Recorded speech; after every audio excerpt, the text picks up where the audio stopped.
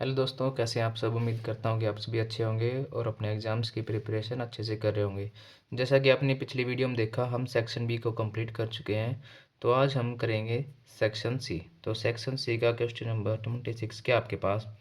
N isosceles triangle A B C with A B is equal to A C circumscribe a circle touching B C at P, A C at Q and A B at R. Prove करना है कि contact of point P bisect B C. चलिए, हमारे पास क्या given है। हमारे पास गिवन है कि एक आइसोसेल्स ट्रायंगल आपके पास ए बी और सी, और इसके अंदर एक क्या सर्कल है जो इसकी तीनों साइड्स को क्या कर रहा है, टच। और जहाँ पर आपकी क्या गिवन है आपको, इसकी A B is equal to A C, ये दोनों साइड इक्वल है।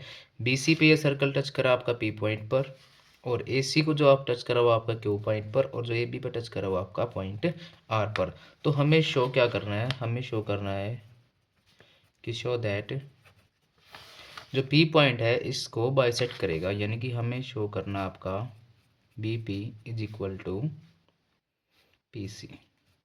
तो चलिए देखते हैं प्रूफ कैसे होगा। कैसे करेंगे हम इसका प्रूफ। ना तो इसके अंदर बीपीटी थ्योरम का यूज होगा, लेकिन अब जैसे कि आप देख रहे हैं, एक सर्कल है और सर्कल के बाहर ये तीनों पॉइंट है, और तीनों पॉइंट से क्या करिए, लाइंस इसको टच कर रही है। तो बाय यूजिंग हम टेंजेंट वाली थ्योरम का यूज करके हम इसको प्रूव कर सकते हैं। तो देखिए क्या क्या होगा, ए आर और A R is equal to A Q, दोनों इक्वल क्यों होंगे, because A R and A Q are tangent of a circle from external point of any circle. तो ये दोनों इक्वल होंगी। Similarly B R is equal to B P, B R is equal to B P. Same similarly A Q is equal to Q C. अब हमारे पास given क्या, आपके पास A B is equal to A सी। अब आप देखिए A B आपकी किस किस से मिलकर बनी है, ए बी किस किस से मिलकर बनी है, ए आर और R B, A R plus R B is equal to A C आपकी किस किस कर मिलकर बनी है, A Q plus Q C, A Q plus Q C. तो चलिए अब देखिए हमारे पास क्या इक्वल है, ए आर किसके इक्वल है, ए क्यू के, बी आर किसके इक्वल है, बी क्यू के, और ए क्यू किसके इक्वल है, बी क्यू के। हमें शो क्या करना है कि B P is equal to P C. तो हम क्या करेंगे, A R plus R B is equal to A Q किसकी इक्वल आपकी, ए आर की, प्लस क्यू सी को हम रखेंगे as it is. A R से ए आर आपकी cancel out, then R B is equal to Q C. अब हमें पता है आर बी या फिर बी आर किसके इक्वल आपकी, बी पी के, एंड जो क्यू सी है वो आपके किसके इक्वल है, क्यू सी आपकी क्यू सी जो है वो किसके इक्वल होगी, एक सी कोई एक्सटर्नल पॉइंट है तो क्यू सी आपकी इक्वल होगी पी सी के। तो सॉरी यहाँ पर पी सी आएगा, पी सी।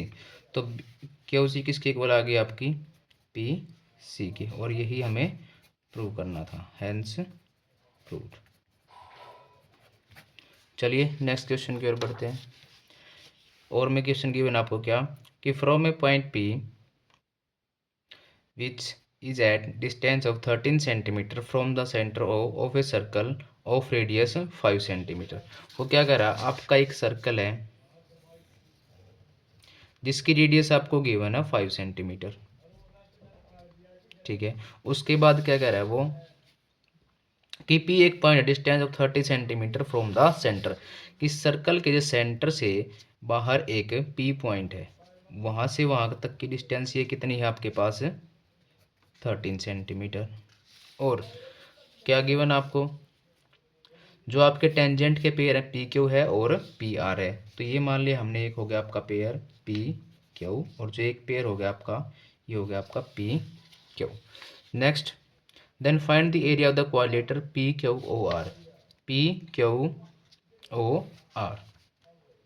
हमें इस क्वाड्रिलेटरल का क्या फाइंड करना है, एरिया। अब इस क्वाड्रिलेटरल का एरिया क्या होएगा, हमें पता है कि जो भी टेंजेंट होती है सर्कल को टच करती है, और जो रेडियस होती है वो एक दूसरे क्या होते हैं, परपेंडिकुलर। अब हमें ये क्या बन गया आपके, एक right angle triangle, centre O, ये पॉइंट आर और ये पॉइंट आपका पी। ये हमें गिवन है 13, ये हमारे पास है 5। तो आपकी जो ये टेंजेंट है पी आर, ये कितनी आ जाएगी 12, बिकॉज हमें पता है 13, 12 और 5 का क्या होता है आपके पास triplet. By using Pythagoras theorem हम ये निकाल सकते हैं। तो अगर हम इस राइट एंगल ट्रायंगल का बेस भी पता है और इसकी हाइट भी पता है, तो इसका एरिया कितना आएगा। एरिया ऑफ ट्रायंगल क्या होता है आपके पास 1/2 बेस मल्टीप्लाई हाइट, यानी कि ये कितना आ गया आपका 30 सेंटीमीटर स्क्वायर। अब जो ट्रायंगल ये सेम ही ट्रायंगल ये क्या हो गया आपकी, जो दूसरी ट्रायंगल क्या हो गया आपकी पी क्यू ओ। तो इस ट्रायंगल का भी एरिया सेम ही आएगा, बिकॉज जो टेंजेंट्स की लेंथ होती है वो होती है सेम। ये पी क्यू और ये हो गया आपकी रेडियस, तो इसके एरिया कितना आ जाएगा आपके पास 30 सेंटीमीटर स्क्वायर। तो इन दोनों ट्रायंगल्स को मिला के आपका जो क्वाड्रिलेटरल है वो बन गया क्या पी क्यू ओ आर। तो इस पूरे क्वाड्रिलेटरल का एरिया कितना आ जाएगा, area of triangle P R O plus area of triangle R sorry Q P O. इन दोनों ट्रायंगल्स के लिए कितना 30 + 30, तो कितना आ जाए आपका 60 सेंटीमीटर स्क्वायर। चलिए नेक्स्ट क्वेश्चन की ओर बढ़ते हैं। क्या गिवन है, the top of two poles of height 16 metre. दो पोल हैं, एक की हाइट है 16 मीटर और एक की हाइट आपकी 10 metre, are connected by a length L metre. If wire makes an angle of 30 degree with horizontal find the length L। क्या गिवन आपको, दो पोल हैं, एक की हाइट आपकी 16 सेंटीमीटर और एक की हाइट आपकी 10। ये एक वायर के थ्रू कनेक्ट किए गए हैं और जो हॉरिजॉन्टल यानी कि ये जो एंगल बन रही है एंगल आपका 30 डिग्री का। हमें क्या फाइंड करनी है, इस वायर की लेंथ फाइंड करनी है। अगर ये पूरी 16 है, ये 10 है, तो ये कितनी बचेगी, सिर्फ और सिर्फ 6 मीटर। हमें एंगल पता है, हाइट पता है, हाइपोटेनस हमें निकालनी है, तो क्या निकालेंगे L बाय, अगर इसका कुछ नेम दो तो नेम, वरना as it is L/6 is equal to क्या एंगल बनेगा, ये आपका बेस है, ये परपेंडिकुलर, ये हाइपोटेनस बाय परपेंडिकुलर, ये क्या हो गया आपका कोसिकेंट, और एंगल कितना आपके पास 30 डिग्री। तो L is equal to cosecant 30 की वैल्यू आपकी कितनी होती है 2 × 6, तो L कितनी आ गई आपके पास 12 मीटर। तो लेंथ ऑफ वायर हो कितनी आ जाएगी आपकी 12 मीटर। नेक्स्ट क्वेश्चन क्या आपका प्रोबेबिलिटी का, find the probability that 5 Sunday occur in a month of November of A randomly selected year. बहुत ही इंपॉर्टेंट क्वेश्चन है ये प्रोबेबिलिटी का, बहुत सारे बच्चे इसके अंदर कन्फ्यूज हो जाएंगे। तो देखिए कैसे करना है इस क्वेश्चन को। हमें पता है कि नवंबर का जो मंथ होता है उसके अंदर आपके कितने डेज होते हैं 30। अगर 30 डेज हैं तो उसके अंदर 4 संडेज तो आने ही आने, चाहे आप कैसे भी कर लो, क्योंकि एक वीक में आपके पास कितने डेज होते हैं 7, तो 4 संडेज तो आपके आने ही आने हैं, तो आपके ये हो गए 28 डेज। अब बच गया आपके पास लास्ट के 2 डेज। अब लास्ट के 2 डेज में आपके पास क्या क्या आ सकता है, देखिए क्या क्या पेयर बन सकते हैं आपके, पेयर आपके बन सकते हैं मंडे ट्यूसडे का पेयर आपके पास बन सकता है। सेकंड पेयर आपका क्या बनेगा ट्यूसडे वेडनेसडे का। थर्ड पेयर क्या बनेगा आपके पास वेडनेसडे और थर्सडे का। फोर्थ पेयर आपके पास थर्सडे और फ्राइडे। फिफ्थ पेयर क्या बनेगा आपके पास फ्राइडे और सैटरडे। और सिक्स्थ पेयर क्या बनेगा आपके पास सैटरडे और संडे। और सेवन्थ पेयर आपके पास क्या बनेगा संडे और मंडे का। हमें क्या चाहिए है 5 संडे। अब 5 संडे हमारे कब कंप्लीट हो सकते हैं, 4 तो हो चुके हैं हमारे, जब उसके लास्ट में सैटरडे संडे आएगा या फिर संडे मंडे, तब जाके हमारे पास क्या मिल सकते हैं हमें 5 संडे। तो हमारी प्रोबेबिलिटी क्या, अब हमारे पास जो फेवरेबल आउटकम है वो कितने हैं 1 और 2। तो हमारी प्रोबेबिलिटी ऑफ गेटिंग 5 संडेज क्या होगी, हमारे फेवर में कितने केस हैं आपके पास 2, टोटल केस कितने बने आपके पास 7। तो आपकी प्रोबेबिलिटी क्या हो जाएगी कि 5 संडे है, उसकी प्रोबेबिलिटी आपके पास हो जाएगी 2/7। Very important question. Next 29 question है solve graphically 2x + 3y = 2 and x - 2y = 8। बिल्कुल ही सिंपल सा इक्वेशन है, लीनियर इक्वेशन इनटू वेरिएबल। अगर उसने बोल रखा कि आपको सोल्व ग्राफिकली करना है तो आपको ग्राफिकली ही करना पड़ेगा। अब वैसे एक बार मैं आपको सजेस्ट करूँगा कि जो भी आपकी वैल्यू जाएंगे आप एक बार उनको रफली ज़रूर कैलकुलेट कर लें। जैसे आपकी एक इक्वेशन क्या आपके पास 2x plus 3y is equal to 2, और सेकंड इक्वेशन आपके पास क्या है x minus 2y is equal to 8। हम यहाँ पर किसके कोफिशिएंट बना सकते हैं, सेकंड वाली इक्वेशन के, इसको 2 से मल्टीप्लाई करेंगे तो क्या आएगा ये 2x minus 4y is equal to 16। अब सब्ट्रैक्ट करेंगे तो क्या माइनस प्लस माइनस, 2x से 2x cancel, 4 plus 3 7 y is equal to 6 plus 2 कितना हो गया आपके पास,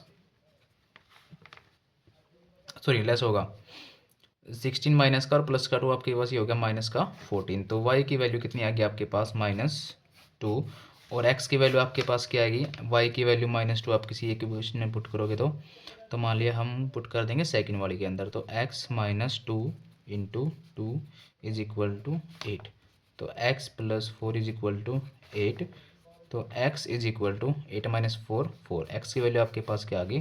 तो जब आप इन ग्राफिकल इक्वेशन को सोल्व करेंगे तो x की वैल्यू आपकी 4 आएगी और y की वैल्यू आएगी -2। अब आप क्या करोगे, हमें बनानी है इनकी टेबल्स, तो हम बनाएंगे इक्वेशन नंबर फर्स्ट की एक टेबल।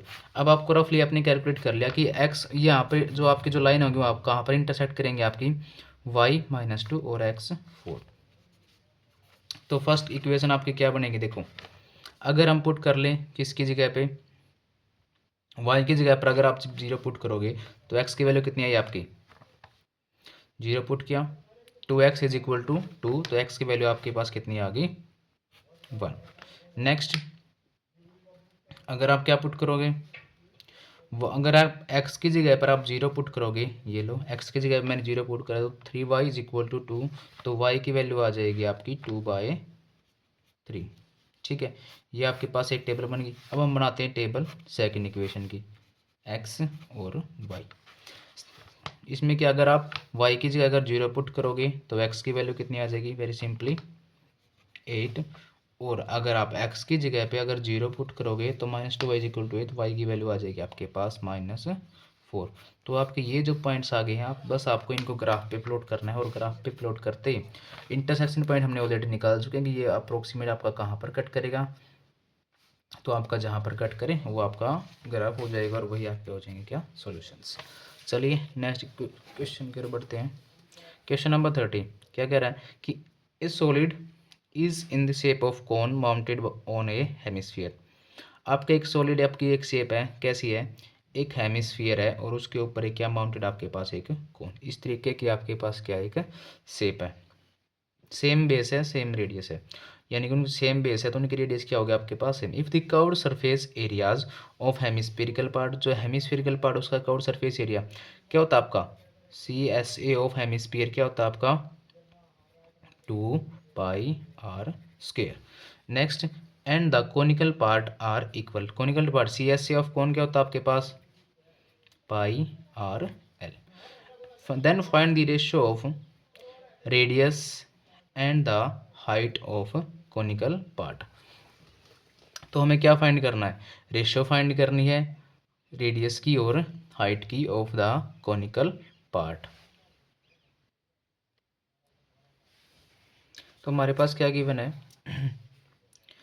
कि जो हमारे पास कर्व्ड सरफेस एरिया जो है हेमिस्फेरिकल पार्ट का और जो कोनिकल पार्ट का वो क्या है दोनों आपके पास इक्वल, और उनकी रेडियस क्या है सेम। हमें रेशियो फाइंड करना किसका, रेडियस का और हाइट का। अगर हमारे पास उनके अगर एरिया हमें इक्वल अगर गिवन है तो क्या हो जाएगा, CSA of hemisphere is equal to किसके इक्वल हो जाएगा आपका CSA ऑफ कौन। अब हमें पता है CSA ऑफ हेमिस्फीयर क्या होता है आपके पास 2πr², where the CSA of cone is πr and l। अब यहाँ से कैंसिल आउट हो रहा है, उसको कैंसिल कर देंगे हम, पाई से पाई कैंसिल आउट हो गया, एक r से एक r, तो आपके पास क्या आ गया 2r is equal to l। l क्या होती है आपकी सिलेंडर रेड, और ये r हो गया आपके पास रेडियस, लेकिन हमें रेशियो किसमें बताना आपका रेडियस में और हाइट में। तो हमें यहाँ से हाइट निकालनी पड़ेगी कौन की, वो हम कहाँ से निकालेंगे, जो हमारा निकालने का फॉर्मूला होता है। हमारे पास क्या होता है formula, L is equal to under root क्या होता है हमारे पास h² प्लस r²। यहाँ पे पुट कर देंगे हम L की जगह पे, तो 2r is equal to under root h² plus r²। Squaring on both side, अगर हम बोथ साइड स्केयर करेंगे तो क्या आ जाएगा 4r² is equal to h² plus r² यहाँ पे लेके आएंगे तो क्या हो गया 3r² is equal to h²। हमें रेशियो किसकी निकालनी है, हाइट, रेडियस की और हाइट की। तो यहाँ पर इसको लेके आएंगे तो क्या आ जाएगा r² is equal to 1/3। Square root both side, तो r/h कितना आ गया आपके पास 1/√3। ये क्या आ गया आपकी रेशियो आ गई रेडियस में और हाइट में। चलिए एक बार फिर से देखते हैं क्या गिवन था हमारे पास। एक हमारे पास हेमिस्फेरिकल गिवन था, एक कौन, वो एक दूसरे के ऊपर रखे, उनका जो कर्व्ड सरफेस एरिया था वो इक्वल था और दोनों की रेडियस भी क्या थी, वो सेम थी। हमें फाइंड करनी थी ratio of radius and height, height की और रेडियस की हमें रेशियो फाइंड करनी थी। तो हमने क्या किया, CSC ऑफ हेमिस्फीयर और CSC ऑफ कोन को हमें क्या क्या इक्वल रखा। फॉर्मूला क्या होता है CSC ऑफ 2πr², कोन का होता है πrl, पाई से पाई और एक आर से एक R cancel out, 2r is equal to L. L की वैल्यू हमारे पास क्या होती है √h² plus r², then squaring both side, 4r² is equal to h² plus r², terms को हमें इक्वल रखा और r²/h² is equal to 1/3, then r/h is equal to 1/√3। चलिए नेक्स्ट क्वेश्चन की ओर बढ़ते हैं। हमारे पास क्या है, क्या गिवन है कि a tent is in the shape of a cylinder surmounted by conical cap of same diameter. ये हमारे पास एक क्या है, सिलेंडर है, उसके ऊपर एक कोन माउंटेड है जिसकी हाइट कितनी गिवन है आपके पास, सिलेंडर का जो डायमीटर है वो गिवन है 2.1 एंड 3 मीटर रिस्पेक्टिवली। ठीक है, ये आपके पास सिलेंडर का डायमीटर हो गया और सिलेंडर की हाइट। कोन का भी डायमीटर जो क्या होगा वो भी सेम ही होगा और उसकी साइलेंट हाइट हमारे पास गिवन है 2.8 मीटर। तो find the cost of canvas needed to make the tent if canvas is available, rate of 5000 rupees पर स्क्वेयर मीटर। ठीक है, तो हमारे पास ये अच्छी बात है कि हमारे पास जो यूनिट है वो सारी की सारी किसमें आपके पास मीटर में। तो हमारी सबसे पहले रेडियस कितनी आती है, क्योंकि दोनों की रेडियस सेम है तो कितनी आ जाएगी 3/2, यानी कि अप्रॉक्सीमेटली आ जाएगी आपके पास 1.5। सिलेंडर की हाइट को मैं कैपिटल H से डिनोट कर रहा हूँ, वो आपके पास कितनी है 2.1। जो साइलेंट हाइट है कौन की यानी कि L, वो कितनी है आपके पास 2.8। जस्ट हमें क्या करना है, कैनवस बताना। अब कैनवस कहाँ पर लगेगा टेंट के, एक तो CSC हो जाएगा सिलेंडर का और CSC हो जाएगा आपका कोन का। तो आपके पास जो टोटल एरिया है वो क्या आ जाएगा, CSC ऑफ सिलेंडर क्या होता है आपका 2πr/h प्लस कोन का CSC क्या होता है आपका πr/l। यहाँ से जो कॉमन आ रहा है वो कॉमन निकाल लेंगे हम, क्या क्या कॉमन आ रहा है पाई और आर। पाई आर आपके पास कॉमन आ गया, अंदर क्या बच गया आपके पास 2h प्लस एल। पाई की वैल्यू पाई की वैल्यू देखो आप क्या रखोगे यहाँ पर 3.14 ही रख लीजिए, 3.14 इंटू 2h, h कितनी है आपके पास 2.1, तो ऐसा पे कितना जगह है 4.2 प्लस l आपके पास कितनी है 2.8। तो ये कितना आ जाएगा आपके पास इंटू आर भी आएगा, सॉरी रेडियस कितनी है आपके पास 1.5। तो 3.14 इंटू 1.5 मल्टीप्लाई 4.2 और 2.8 कितना हो जाएगा आपके पास 5 और 2, ये हो गया आपके पास 7। अगर पाई की वैल्यू अगर आप 22/7 रखोगे तो 7 से 7 कैंसिल आउट हो जाएगा। 22/7 इंटू 1.5 मल्टीप्लाई 7, 7 से 7 आपका क्या हो गया कैंसिल आउट। 22 की और 1.5 की जब आप मल्टीप्लाई करोगे तो क्या आएगा आपके पास 15 टू जा 30, 0 3 15 टू जा 30 और 3 33 पॉइंट। ये एरिया जो आ जाएगा वो आपका वो कितना आ जाएगा 33 मीटर स्क्वेयर। टोटल एरिया आपके पास कितना आ गया 33 मीटर स्क्वेयर। तो आपके पास जो कैनवस है वो कितना है रुपीज़ टेंट करने का 500 पर स्क्वेयर मीटर। तो अगर 1 मीटर स्क्वेयर की जो कॉस्ट आ रही है वो कितनी आ रही है आपके पास 500, तो 33 मीटर स्क्वेयर की आपके पास कॉस्ट कितनी आ जाएगी 33 मल्टीप्लाई बाय 500, यानी कि टोटल कॉस्ट आ जाएगी आपकी 5 3 जा 15, 1 5 3 जा 15 और 1 16, यानी कि 16,500 इतने रुपये आ जाएगी। चलिए नेक्स्ट क्वेश्चन की ओर बढ़ते हैं। सोल्व, हमें इसको सोल्व करने के क्वेश्चन को हमें एक्स की वैल्यू फाइंड करनी है। तो क्या आ जाएगी, सिंपली आपकी एक क्वाड्रेटिक इक्वेशन बनेगी। चलिए देखते हैं क्या होगा। क्या गिवन आपके पास 1/x plus 2/2x minus 3 is equal to 1/x minus 2। LCM लेंगे हम। एलसीएम क्या आ जाएगा इसका, x into 2x minus 3। LCM लेंगे ये आ जाएगा आपके पास यहाँ पे similarly as it is 2x minus 3 plus 2 into x is equal to 1 by x minus 2। 2x plus 2x कितना हो गया आपके पास 4x minus 3 divide by multiply करोगे तो क्या होगा आपका 2x square minus 3x is equal to 1 by x minus 2। Cross multiplication करेंगे तो कितना आ जाएगा आपके पास x minus 2 into 4x minus 3 is equal to 2x square minus 3x। x की 4x के साथ करोगे 4x square minus 3x minus 2 की 4x के साथ करोगे माइनस का 8x और प्लस का 6 is equal to 2x square minus 3x। अब हम सभी टर्मों को एक साइड ले आएंगे तो क्या आ जाएगा 4x square minus 2x square is equal to 2x square minus का 3x माइनस का 8x माइनस 3x इस साइड भी माइनस से कैंसिल आउट यानी कि होगा माइनस का 8x और प्लस का 6 इज इक्वल टू 0। तो यहाँ से कॉमन आ गया आपका x square minus 4x plus 3 is equal to 0। अब आपको क्या फैक्टर करोगे कि आपकी जो मल्टीप्लाई हुआ है 3 और जब ऐड या सब्ट्रैक्ट को तो आपके पास आई 4, तो कितने हो जाएंगे x स्क्र माइनस का 3x और minus x plus 3 is equal to 0। Multiply करोगे प्लस का 3 ऐड करोगे माइनस 4x। x यहाँ से कॉमन तो x माइनस 3 माइनस यहाँ से कॉमन ले लेंगे तो x minus 3 is equal to 0। तो x माइनस 3 कॉमन आ गया x minus 1 is equal to 0। तो आपके पास क्या क्या वैल्यू आ जाएंगी x की, आपके पास एक वैल्यू आ जाएगी 3 और एक x की वैल्यू आपकी आ जाएगी क्या 1, हेंस। तो चलिए दोस्तों आज नेक्स्ट क्वेश्चन तो आपका आ गया सेक्शन नंबर डी। ये करेंगे हम अगली वीडियो में। आज के लिए बस इतना ही। Thank you. अगर वीडियो अच्छी लगे तो like share and subscribe. Thank you.